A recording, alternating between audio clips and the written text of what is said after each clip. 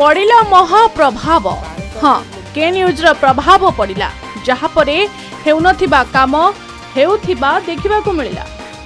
के न्यूज रो महाप्रभाव परे प्राची नदी को करा जाउछि सफा। किछि दिन तले प्राची पालटिछि नर्दमा। खबर प्रसारण परे प्राची सफेई कला मंगला मंदिर ट्रस्ट बोर्ड।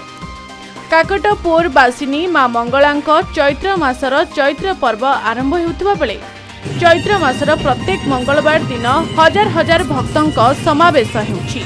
एई चैत्र मासर प्रत्येक मंगलवार दिन परंपरा अनुसार घंटा पाटुआ सेवक माने मां मंगलांक ठारू आज्ञा माळ नै प्राची नदीर घट तोला घट निकट को जाई सेठारे घट बुड़ाई स्वतंत्र पूजा अर्चना करिथांती एवं घंट घंटा ढोल महुरी बजाई एक पटुआर रे मंगला मंदिर अभिमुखे आसीथांती एवं सेठारे घंट पाटुआ नृत्य परिवेषण करिथांती।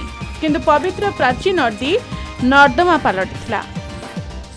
सेही तृतीय जुगरे लंकागढ़ माँ को आणिक प्राची नदी अभिमुखे यात्रा करते चंद्रभागा प्राची नदी कूल से प्रवेश करते तो माँ आविर्भाव ये कलिंग पूजा पाई माँ। आज किंतु प्राची नदी विलुप्त नर्दमा रूपे सामान होची प्राची नदी जहाँ गंगा ठारू 100 वर्ष बड़ प्राची नदी। यही प्राची नदी रे जमती आमर माँ को षोडशोपचार पूजा समय यही जल गले माँ के पाखे नैवेद्य कराए। यही चैत्र मासरे पंचम पाली जो मंगलवार पूजा कराए माँ के पाखे घंट तोला जाए यू घट तोली सारा पर माँ के पाखे पाठ नृत्य कराए। कि आज मोर अनुरोध राज्य सरकार को प्राची नदी पुनरुद्धार करा जाऊ। प्राची नदी आरंभ शेष पर्यंत खनन करा जाऊ। ये 100 वर्ष गंगा ठू बड़ किंतु आर जो बड़ा व्यवस्था है बोतल पानी बोतल किंतु आउ भल ना आम सरकार अनुरोध करूँ उद्धार करी किसी काम कर। प्रत्येक वर्ष माँ जो प्रथम पाली आरंभ हुए पूर्व मंदिर प्रशासन तरफ यही बेसटा को सफा करा जाए किंतु ये बेसटा आस्ते आस्ते दिन को दिन पोती गलानी पंक आ माँ फटो मूर्ति जी जहाँ आनला सब ये विसर्जन कले। तो आम चाहूँ काकटपुर कॉलेज छक ठारू माँ लास्ट कण जाए एगुड़ाक यहीटा को खोलिक उद्धार करागले हुए तो विगत दिन ये किसी पानी भक्त मैंने स्नान करें माँ नीति भी चली पार। के न्यूज रे एही खबर प्रसारण परे नर्दमा पालटिथिबा प्राची नदी को मंगला मंदिर ट्रस्ट बोर्ड पक्षरु सफेई करा जायछि। प्राची नदी सफेई स्थानरु ए संपर्क रे अधिक सूचना देउछंती आम काकटपुर रिपोर्टर लोकनाथ स्वाई।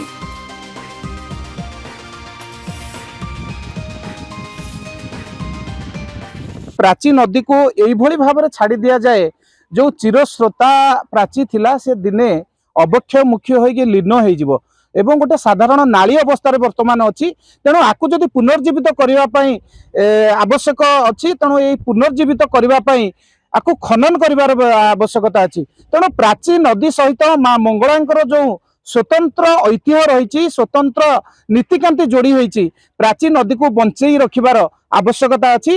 तेणु प्रशासन बा राज्य सरकार केबे यही प्राची नदी को खनन करी आकु चिरस्रोतार रूप देवे तापर रही सबु माँ मंगलांकर भक्तंकर नजर।